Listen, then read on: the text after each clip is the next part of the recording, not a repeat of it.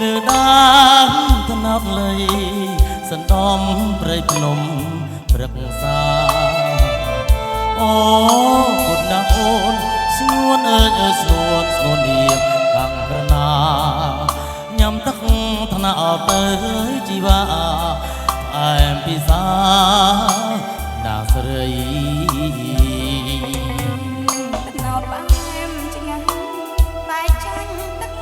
មុនបងជឿរាចាពីរួមឲ្យអូនស្រស់មកអាឡ័យអូនញ៉ាំទៅពើអើយកុំព្រួយកុំភ័យថ្លុយបងបំពេចរណៃថ្លៃអើយថ្លៃក្បែរថ្នោតស្នេហាញ៉ាំទឹកថ្នោតបងស្នេហ៍ស្នោញ៉ាំមួយជីវិតថ្ងៃក្រោយក្បត់ចិត្តបងពិតជាខ្សែសង្ខារគ្មានបងពេលនួនអក៏សូមជន់មី ថ្នោតអើយសូមជួយកត់ត្រាខ្ញុំមរណាបែរអ្នក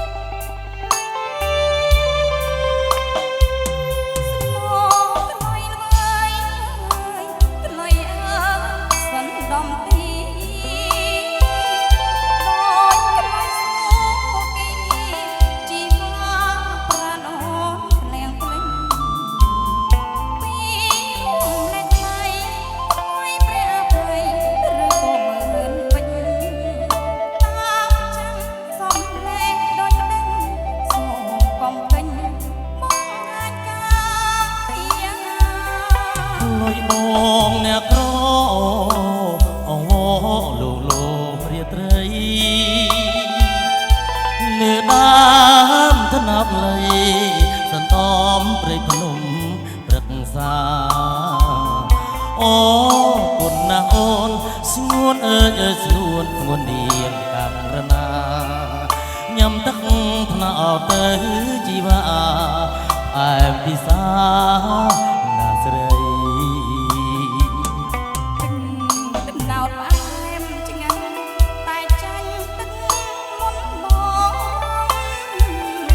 វាចាពីរួមឲ្យអូនស្រស់មកអាឡ័យអូនញ៉ាំទៅពើអើយកុំព្រួយកុំភ័យថ្លុយបងបំពេចរណៃថ្លៃអើយថ្លៃខ្មែរថ្នោតស្នេហាញ៉ាំទឹកថ្នោតបងស្នេហ៍ស្នោយ៉ាងមួយជីវិតថ្ងៃក្រោយក្បត់ចិត្តបងពិតជាខ្សែសង្ខារគ្មានបងពេលនួនអក៏សូមជន់មី ថ្នោតអើយសូមជួយកត់ត្រាខ្ញុំមរណា